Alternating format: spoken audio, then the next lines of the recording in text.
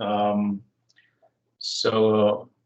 Good afternoon, actually, right? I was going to say good morning. So thank you for attending this talk, right? In which well, I'm going to be talking about some of the things that I'm doing, and it's not just me; it's really a team of people, including other faculty members and students. These activities are being performed, right, to advance the thermal monitoring that we are doing in additive manufacturing, which is maybe some of you are familiar already with this, is basically 3D printing, right? So as you can see from this slide, right, you can see my information there. I'm a research assistant professor associated with the Keck Center, right? So I'm doing research in there. Obviously, I'm with the mechanical engineering department, right? And again, what I'm going to be covering today is just, some of the steps that we're doing, some of the things that we're doing to advance the monitoring in additive manufacturing of metals. So let's see. All right, so before I move on, just quick background. So where I come from, I think I covered this in a previous one of these sessions that we had for meeting the faculty. But I was born and raised in Juarez, right? I never actually expected to come to the U.S., not just UTEP, but the U.S. to study. But I guess destiny, brought me here. So I started in 2002, finished my bachelor's in 2008 in mechanical engineering, did the master's as well in 2010, also in mechanical engineering, and then I pursued the PhD in materials engineering, but I was doing metals 3D printing at the Keck Center.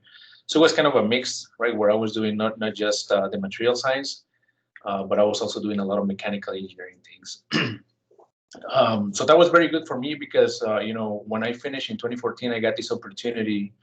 I was invited to be a co-founder in one company in Connecticut. And you can see the logo in this image, right? The company was called Electron Manufacturing.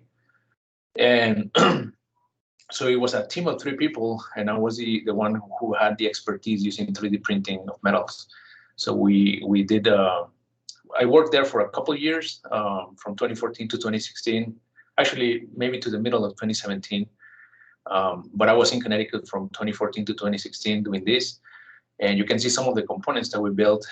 This is one that we built actually for NASA, right? One of the components in the, I guess in the assembly towards the bottom of the nozzle.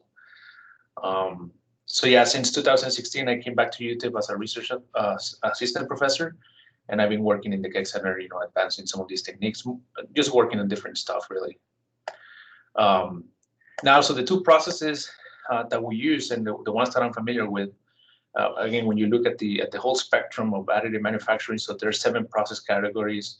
You can do metals, you can do ceramics, you can do polymers. But my expertise is in these 2 processes, which are electron powder bed fusion and laser powder bed fusion. So these 2 are very similar, right? I mean, it's basically you use a very high intensity or high energy source, basically to melt metal powders. Right, and this process obviously happens layer by layer. So you start depositing your layers, you fuse it, deposit another one, and so on. The one process that I have the most expertise with is with the electron powder bed fusion process. So there's actually right now at UTEP we have 3 of these machines. When I was a student there in doing my PhD, 2011 to 2014. So I specialize using one of these machines, for just processing different materials. So that actually leads me to this slide, which is, some of the activities that I did prior, and to some extent, I still, kind of perform some of these research, for instance, with Dr. Medina, right, Dr. Wicker. So we do processing of different materials in these machines. And in here, we are providing kind of like an overview of the materials that we process over the years. But a lot of these materials, I had personal experience, working with this, for instance, copper, right? So the first day when I started working in the Keck Center, some day of 2011, I was given the task of just, going at that machine and basically print copper, right, with it. So that was one of the first materials. I did a lot of Inconel 718, Inconel 625. I participated in this material, which is titanium aluminide, right, or gamma tie. I did a lot of printing on Ti-64, and in the company that I work, I was actually doing this material along with Inconel 718. And then for back at UTEP, so in 2013 to 2014, I processed niobium for my dissertation topic. So this at the time was like the highest melting point material that we had ever processed in these machines at 70 degrees C, right? Nowadays, we're actually working with much higher temperature materials, like you can see here for tungsten and tungsten heavy alloys, right? So 3400, and we have a couple other materials in here that I'm not showing, but it's basically things like nitrides that are super high temperature materials, or refractory materials, we call them. So yeah, this just reflects some of the previous expertise. Along with that, some of the work that I did in my dissertation, it had to do with modifying some of these machines, right? So in here, for instance, you see this modification, which we created this, what is called a mini bath, right? And that allowed to basically process these materials some of these are very expensive materials, right? So we have very limited quantities. So we designed this mini bath to be able to process these reduced amounts of materials that we had, right? So I actually did this for niobium, and we processed several other materials. You can see here the assembly that we constructed back then. Just a comparison of some of the volumes, right, that you would require.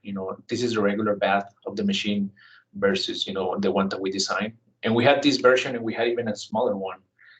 So you can imagine, the sort of things that we had to do, right? All the mechanical assemblies, all the design to basically make this functional. So yeah, this allowed for the processing of stuff like this, pieces that you see here, which again are, some of the products that I delivered in my dissertation. All these parts that you are seeing here are basically niobium parts, right, that I printed. A little bit of a kind of like a background, as to how we do process parameter development, and this is very recent. This is not work that we have published, but we follow a very similar approach, where we just explore, the processing parameters that are the most influential to the process. For instance, you can see the current, right, that you put to the electron beam versus the speed of the scanning of that electron beam, right? Other parameters like hatching offset. There's multiple parameters, focus offset and some other variables that we change, the scanning strategy. But we follow this approach where we're trying to basically densify the material, right? So when you look at producing blanks, right, or these pieces of metal, if you do a cross section, right, you can polish it and you can do metallography on it, and then you will get images like this, right? So this is showing, a very porous part, which it's we all know, right? If there's porosity in your parts, so this is going to be catastrophic at one point if you are using that material in a critical application. So again, the approach that we're following is that we are trending towards, increasing the density by exploring different parameters to get something that is something like this, right? Where you have minimal porosity, you have maybe depending on the microstructure of the material, you want to have certain characteristics for that microstructure as well. But for the majority, is trying to reduce the porosity or increase the density, right, of the material. This is also, kind of like the approach that we follow up to date, right? Where we explore, fabrication of different coupons with different parameters. So this kind of experiment, we design and we vary, for instance, the current, right, across, the different rows of the material. We vary the speed across the columns, and that way we basically explore a wide number of parameters per experiment that we do. So again, a lot of these cubes that we produce, we cut them off, we do mounting in resin, we do metallography and analyze the properties, right? Mostly the density. Some of the work that I did along with this, actually required the use of monitoring techniques. So two of the things that I used back then, were basically IR cameras, right? Which is one of the things you see here. So this image was basically acquired during one of those printing processes for niobium.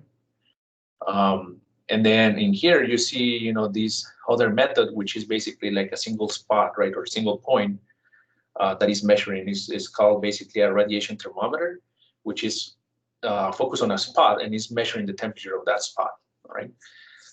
You can imagine, so we pointed, you know, that spot in this particular experiment that is shown here to a region that was originally powder, and then as you were hatching, or, you know, basically melting the material, you could see, you know, all those phase transitions. So this is what this, you know, pyrometer is basically describing, right? The increase in the temperature, the decrease once the material solidifies, and then you see all these other stages where, you know, the temperature is decreasing.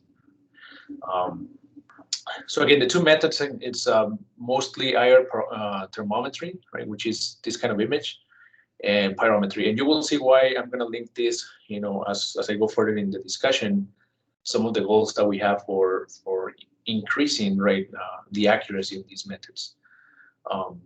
When you look at this image, right, so obviously you can see something that is glowing versus a background that it's at a cooler temperature, but you don't have a sense of scale, right? And that's a problem, because you might be seeing something that is not necessarily correct or not necessarily true, right?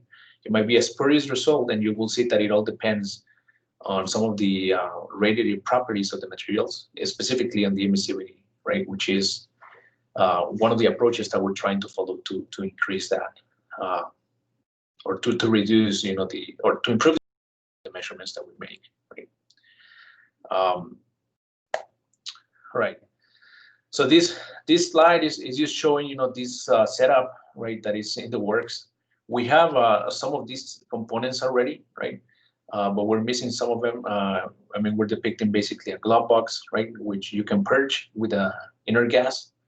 And so that inner gas, we also have a stage in which we are able to heat up samples, and then we can, through the pyrometer, right, which is again a radiation thermometer, measure, you know, the temperature that is given off by the material. And then we're trying to basically acquire different devices like a laser to heat up those materials as well, right? So this is just one example of things that we want to do, right? This particular setup right now, it's actually being used in the Keck Center, you know, to characterize different materials that we print. And it can accommodate different samples, right, that we have done, like these, you know, 16 millimeter diameter by 5 millimeter thickness cylinders. We have the ability to heat them up, and again, depending on that temperature, you know, this device that we have it can measure not only the temperature, but it's also measuring some of the other radiative properties, like again the emissivity, right? If you don't know the emissivity, right, there's no way.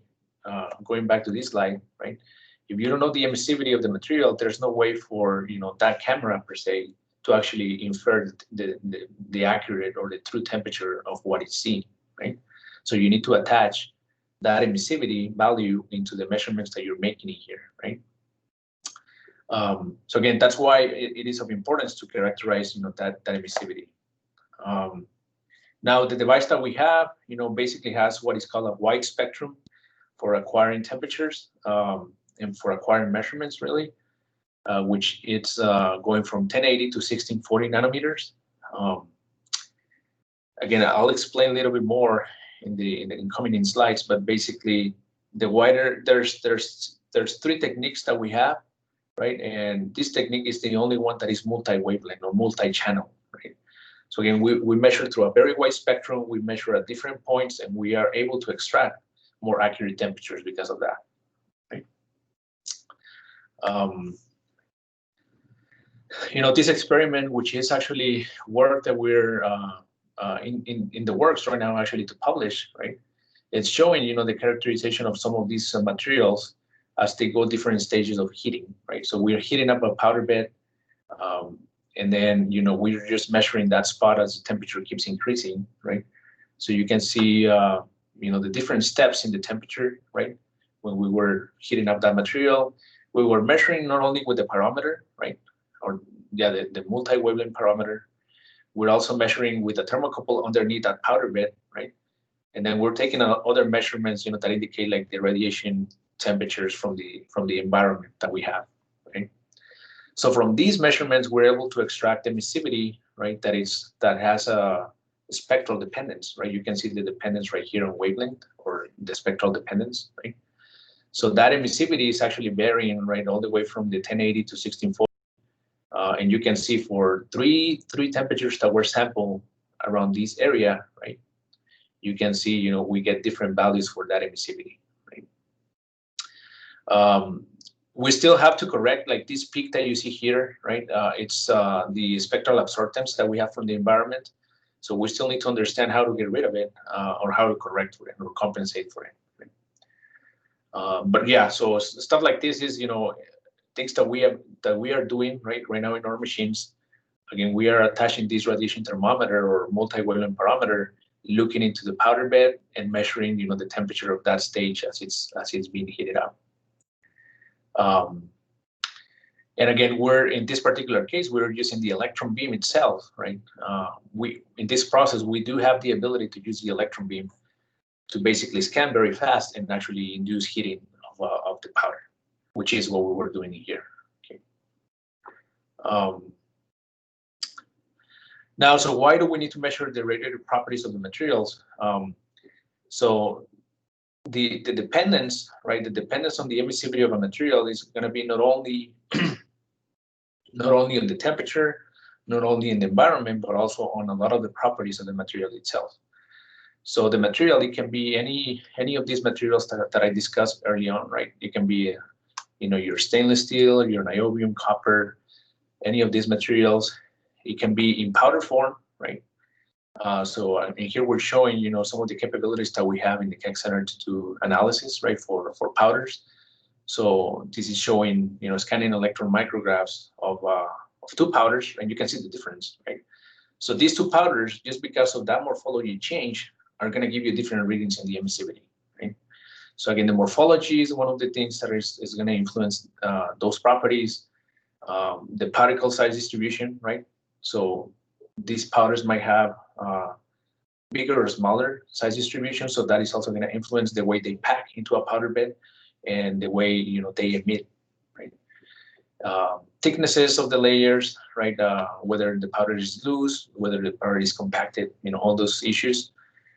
Obviously, as the material is heated up, right? So we can see that dependence on the temperature, especially as we take it over the liquid, right? So if we increase the temperature of this powder, as we did in this experiment, right? So we keep heating it up until the point we melt it. Obviously, in the liquid, you know, something else is going to happen. So we need to quantify, you know, that change as well in the emissivity as a function, in this case, of the phase transition from powder to liquid and then to solid back, right? When it solidifies. Now, it looks like a very simple problem, right? The only issue is that the solidification in these processes is what is considered non-equilibrium. So it means that solidification is super fast, right? Almost instantaneous. And on the one side, you know, the devices have to catch up, you know, to be able to kind of acquire data that is on pair, right, with, you know, that short solidification span that you have. But also, right, computation-wise, you know, and acquisition rates of the devices and all these things are going to influence that, right? As well as the processing parameters, right? So if you're talking about processing thicker layers, so, you know, you might have a longer solidification span as opposed to a smaller thickness component, right? And then, so that was the powder, the liquid, right? But then when the material solidify, and let me just go back again to this image, right? So in here, guys, what you're seeing is basically, you know, a layer after it was right after its process. So what you see here in, you know, this color, this green color, right, or hue, it's basically after the beam just melted those regions, right? So that's why it looks a little bit smooth compared to the rest of the image, right? But that surface, right? So this is giving us actually readings that are off. So this is indicating that if you look at it, right? So this is just conceptually from looking at the image, right? So it's telling us that this powder is actually at a hotter temperature compared to this, right? And we know that that's not true because we just melted this, right? We just melted these areas, and look, I mean, they look cooler, right, compared to the rest of the observation. But that's where, you know, the surface condition after melting comes into play, right? So that's why we need to understand what's happening right here, right? So this surface of your components, of your parts right after melting is also influencing the readings, right? The radiative properties or the emissivity of the components. And you can have like certain like smooth surfaces like this, right? Or you can have very, very bumpy surfaces like this. And all of this is going to influence the measurements that you're making, right? Now, aside from that, right? So the device that we have, right? And this is just like background information when it comes to like measuring radiation. Again, the device that we're using, it's called more normally or more traditionally is known as a pyrometer, right? For measuring temperature. But these and other devices can be called radiation thermometers, or they're measuring the emission, right, from these metals. In this case, and the emission comes in different wavelengths, right? So this is what is captured here, right? So you have different frequencies, right, in which the energy is being emitted, right? So you can see a spectrum like this, right, for a given material, for a given condition, and you can see that the wavelength, right, it forms all those different components actually give you, the spectrum of that material. Right? Some of the devices that we have only on one wavelength, so that's very inefficient, right, and very inaccurate because it's only giving you information about this point. The device that we have actually has the ability to measure in multiple spectra, meaning multiple wavelengths. So we have a better picture, better resolution of what's happening throughout the radiation process. Okay. Now the other complication is that for this behavior, right, what it's called is usually like or this is the behavior that you will see for something that is considered a black body, right? If you go back to your classes in heat transfer, right, so you saw the radiation, the perfect radiator is going to be the black body. In reality, very few objects, right, mostly in laboratories, are able to replicate those conditions. So when we talk about this, right, most of the bodies that we measure, specifically the metals, they are considered gray bodies or within, right? So that's the thought. But we are actually untangling some of those variables really, and we're seeing that these materials behave differently. They can be gray bodies in a certain spectrum. Let's say over here, right, where we're measuring at very low frequencies, or they can behave like non-gray bodies during the liquid phase. So again, that just adds layers of complication to the problem, right? But anyway, so this is just background information indicating how the black body, right, is the perfect radiator, right? If you consider this, for instance, the sun is considered a perfect radiator of energy at a given temperature. Not all bodies actually radiate at that temperature, so you can see that if you have gray body, right, it's basically a similar spectrum, but it's reduced by that factor, which is the emissivity. Again, the property that we're trying to measure of these materials, right? But again, so this is under ideal conditions. The reality is that materials mostly behave in non-gray body behavior, right? So they don't follow this, what is called a Planckian distribution. So they follow this kind of distribution, which is very random, really. And it can happen anywhere. It can happen in the liquid phase. It can happen during heating up. It can happen during cooling, right, during solidification. So we need to, that's what we're trying to do, understand, throughout the spectrum that we have, right, being able to see the properties of those materials as they are being processed, with the goal of obtaining that emissivity and using that emissivity, right, to do more accurate temperature measurements, right, which seems like a very easy thing to do, but it's not, right? As a matter of fact, industry right now, and you will see, so they settled in like the standard right now, it's maybe using what is called a two-color pyrometer. And even those devices, they have certain shortfalls, right? Because they're not looking at the complete spectrum of the radiation. So this is just background information, just to understand, where we're looking in. This is the kind of like a capturing, the electromagnetic spectrum, which is where radiation is given off, right? So we know in the visible, obviously, we're able to see a lot of those wavelengths, or we're able to see all those wavelengths. Thermal radiation, occupies that space, and that's why you see some of the metals, right? When you heat them up, they actually glow, right? They glow orange, they might glow blue, right? Depending on the temperature and the material itself. But usually it's like light orange, and then they go into yellow and even white, right? So that's actually visible energy that we can quantify, right? But the reality is that thermal radiation occurs on a much wider spectrum, right? A lot of things that we don't see, right? You can see here, this thermal radiation happening in 10 to the 3, right? Micrometers for wavelength, for instance, and all the way down to 10 to the -1, right? So a lot of the devices that we have actually, they only operate within discrete channels, and at least one of the devices that we have, actually we have 2 of them, they can measure in multiple of these channels, right, to have, again, a better resolution of what's happening. This is what is depicted here, guys. So again, you see, if you were to just go to a store and just purchase, one of those pyrometers, right, which is like to measure the temperature, maybe in HVAC units, right? So you can measure that temperature. Most likely it's going to be a single color, right, pyrometer. And that means that you need to fit the emissivity to it, right, to be able to see it, right? So for some of the applications, it might actually work really well. Again, like HVAC, right? Measuring the temperature of a duct, right? So you can do that. The next devices are basically dual or 2-color pyrometers, right? So it's indicated by these 2 lines in red, right?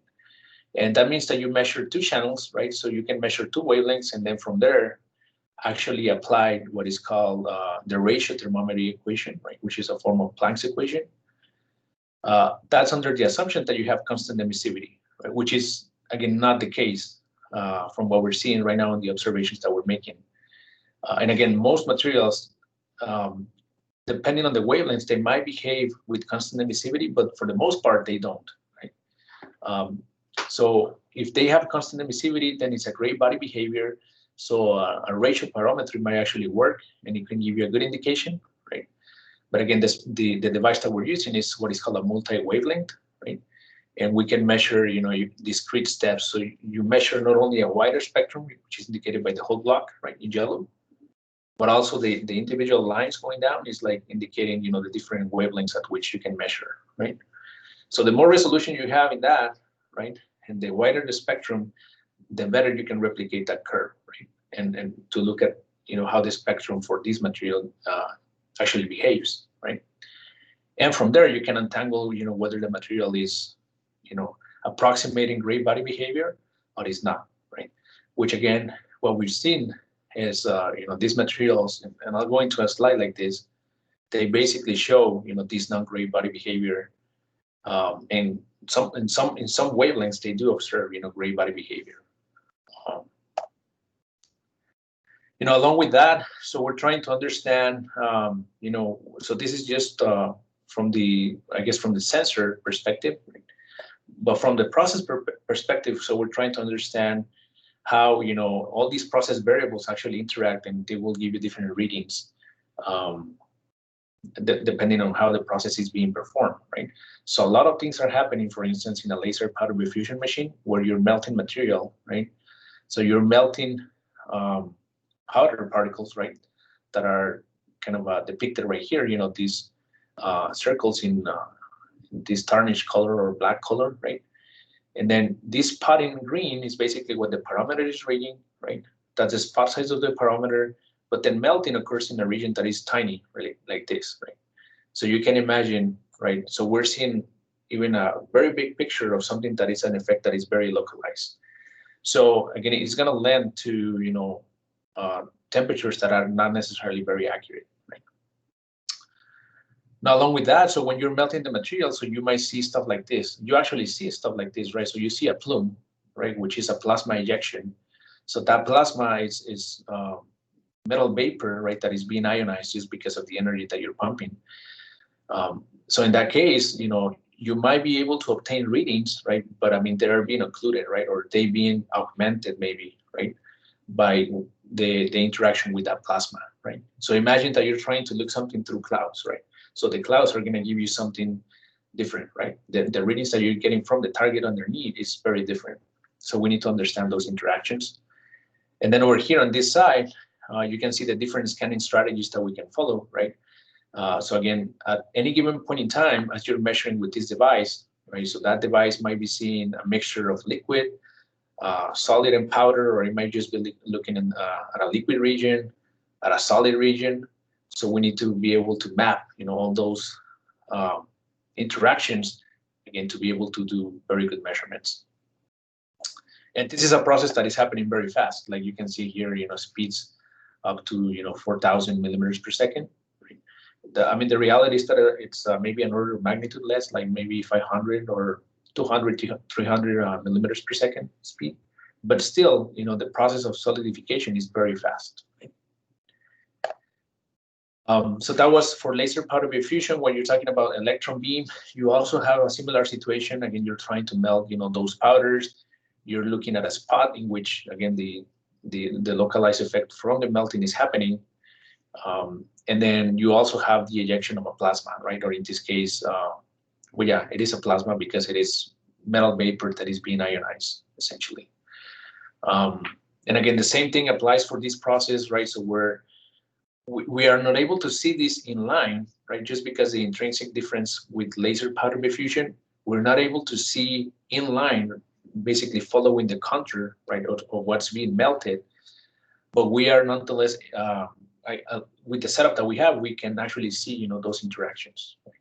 And we see that, the plasma is one of those things that is going to potentially occlude, the measurements and acquiring very good measurements from the process. Then you have, the environment. Again, it can be in vacuum. If we're talking about an electron beam process, so we usually require a vacuum chamber, right, with evacuated conditions during processing. If you're talking about laser powder bed fusion, so now you have to introduce an inner gas. So what are the implications, right? If you use one versus the other, what are the implications when it comes to the observations, to the properties that you are trying to measure, right? And in here, for instance, the optical pad as indicated in this schematic, right? So you go through different sets of glasses, right? Different optics, really. What are the implications for those optics, right? What is the reflectance that you're getting? What is the transmissivity that you have through that glass? So those variables are going to influence what you measure again, right? Now, so this slide is just showing two of the systems that we have for calibration of this multi-wavelength pyrometer, right? So this device is a black body source, the one you see on top, and then the one below is what is called an integrating sphere, right? So these devices, allows us to, depending on the setup that we have, basically calibrate, right, for the conditions related to the optical pad, the angle of incidence, and other variables that are also influential, right, to the process. Now these black body sources, these are calibrated, by organisms like NIST, right, the National Institute and Standards, National Institute for Standards, and I'm forgetting the other. Anyways, it's NIST. So NIST, right, is the standards organization, so they issue, for black body sources, in this case. So you can trace that to NIST, so that will give you a very good indication of your measurement, right? Usually these black body sources can attain temperatures, right? Again, that are being calibrated against an even more standardized source.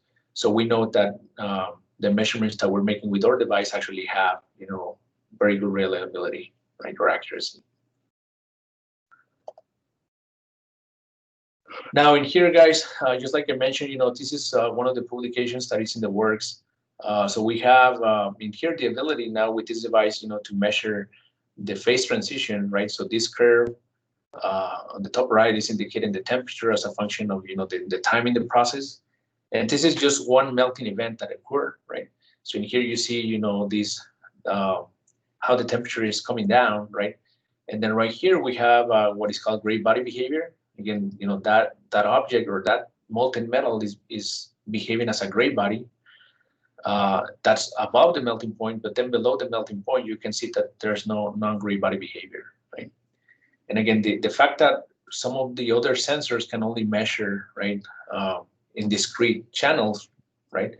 So they're not seeing the whole picture, so they might not be looking, at the occurrence of non-gray body behavior in some of these channels. And that's indicated right here. Again, this is emissivity versus, the wavelength. At the 2 points right here, you see, 0.1, which is the black line right here, right? at a temperature of 1148. So you can see the emissivity. Emissivity at a point next to it, right, very close in time, is showing a very similar trend, right, very similar values. But then again, what happens after you go below the melting point? So now you have very different emissivities, right, for two temperatures that are kind of separate, right, 1000 versus 970. But you can see, I mean, temporally, not much time has occurred, in this, right? The interval in time from this point all the way to this point has been very short, but nonetheless, we have a sudden transition, right? A sudden change in the emissivity. And again, if you go with this assumption, that the emissivity is constant for this metal, right? And you attach that emissivity to the equation that is computing or calculating the actual temperature, so you're going to get very spurious results, right, when it comes to your temperature. You might think that it's 1000, but it might be, 940. And that difference, even 20 degrees difference, might be huge from a processing and from a post-processing sometimes, perspective when it comes to this additive manufacturing. The other thing, of remark right here is that we are able to now see, what happens during melting. So you can see the excursion right here for melting, the emissivity change as a function of, heating up. So this is as the material is being heated up. And then we reach a maximum right here, which is a melting point, and then, actually beyond the melting point, right? And then we come back upon cooling, and you can see how the emissivity behaves as well. And we're getting actually very good results, that are comparable to published values in literature.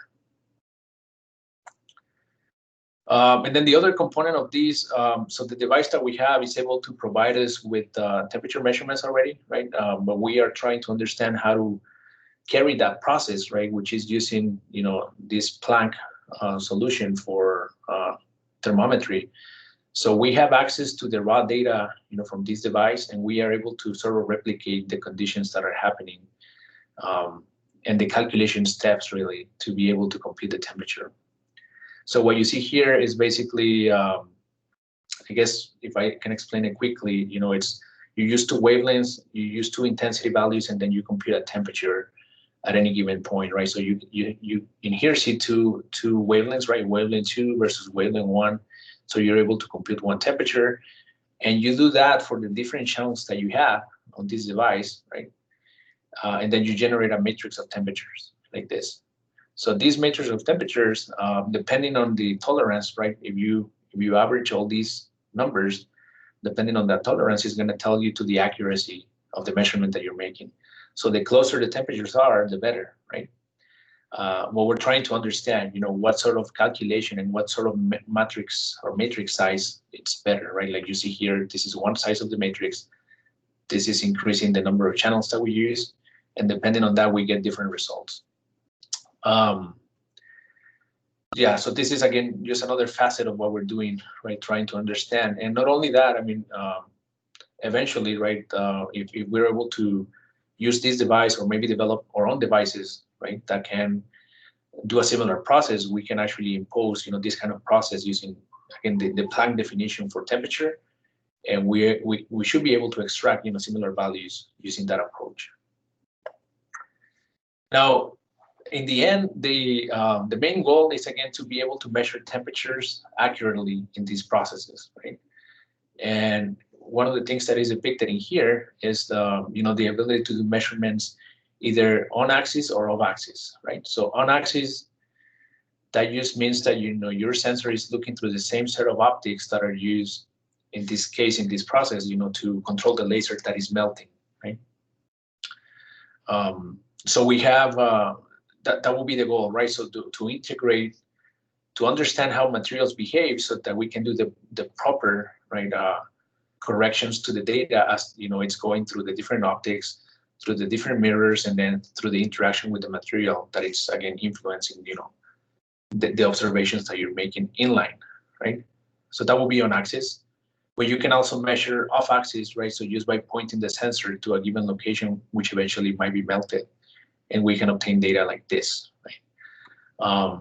So again, this is something that is already on the works. It's ongoing, right? A lot of the measurements that you see here, they have been done for this process, but we're trying to understand, in this particular case, the emissivity of the material to be able to be certain that these temperatures are correct. Right?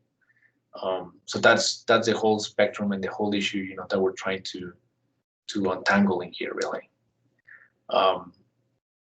And I believe, yeah, so that's the last slide that I had.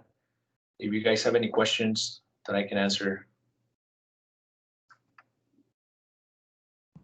Yes, if anybody has any questions, please put it in the chat so that way we can go ahead and ask Dr. Terrazas.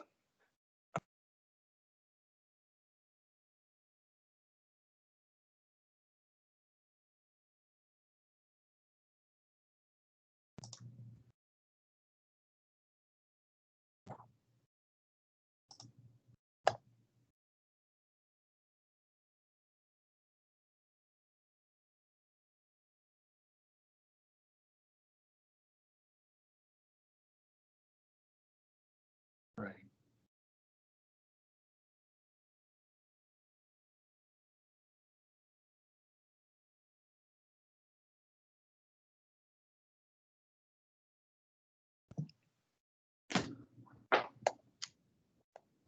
Right, so no questions? I can go ahead and ask one. If students were looking to get into your type of research, how would they go about doing that? Yeah, so right now we're trying to obviously secure funding, to attract more students. Again, this is something that is not just an initiative that I'm doing. This is being carried out along with other programs and other faculty members in the Keck Center. So you can always reach out and maybe submit your resume, right? We're always looking for students, and right now we already went through a selection process, for this specific area. But we're always looking for new students, right, to form part of the team. Unfortunately, so right now we don't have a lot of funding. Like specifically myself, I don't have a lot of funding for like students that might be undergrads or someone that is already like migrating their last semester, prior to the masters. But maybe we can submit an application to Corey or some of the other programs that are meant to offer experiences for undergraduate students. So there's ways. I mean, if you have an interest, I've been interviewing students, but again, for the near future, I think we have selected those candidates. But if you have an interest, for sure, I mean, just submit your resume, and we're always looking for outstanding candidates. Okay, are there any requirements? I know you mentioned any undergrad, but like, are there any requirements as far as in your resume that you need to have to join these programs? No, not really. I mean, like this program, I think sometimes they might be sponsored by an agency like Department of Energy, Department of Defense. They might have certain requirements when it comes to citizenship or being a resident.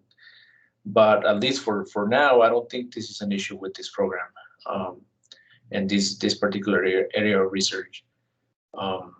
Yeah, so that shouldn't be a concern. Obviously, I mean, if you have previous experience doing research as an undergrad, I mean, that would be a plus. I mean, we always look at students that have a good standing, right? Definitely a good GPA will be a good indicator, but it's not just the single indicator that we use, right? It also depends. Again, if you have previous expertise, if there's a way you can showcase, your other things that you might have done that are not necessarily related, to what you do for your studies. Yeah, UTEP. Mm-hmm. Okay, well, thank you for that information. As of now, I comes to see that there are no other questions. So I want to thank you for taking time to present. Yeah, no problem. Thanks for the invitation. But if there's pretty much nothing else, we're gonna go ahead and end there. So there's actually again, a couple questions. So there was one question, and this is, from one of our students, in the lab. He's not involved in this, so he's asking about the diameter, right, of the measurement. So normally, well, I guess I can go back to that slide real quick. Yeah,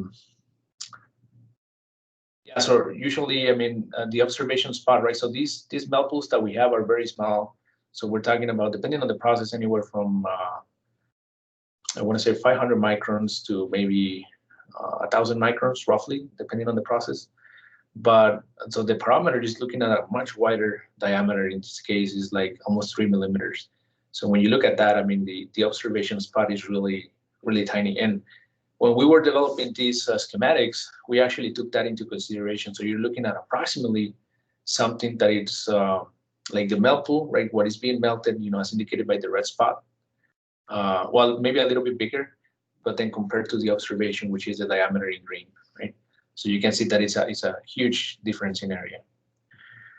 And then, so the other question, why do you need to obtain temperature measurements for this process?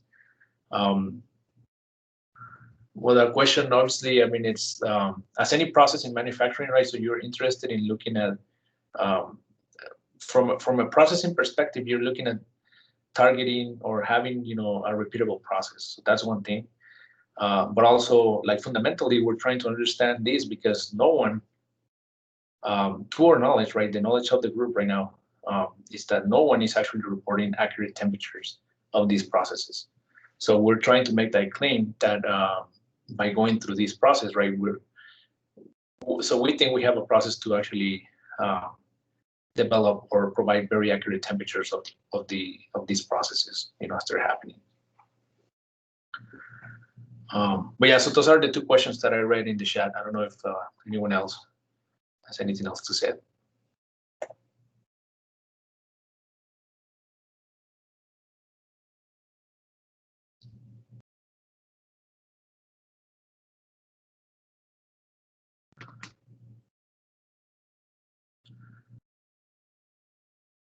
All right, guys. So I think that was it, right? Okay. If there's no other questions, we'll go ahead and end it there. Again, Okay. Thank you for taking the time to present, and this will be uploaded on YouTube, just in case anybody missed this meeting. But other than that. Okay, excellent. Oh yeah, thanks again for the invitation. Right. Hopefully it was informative for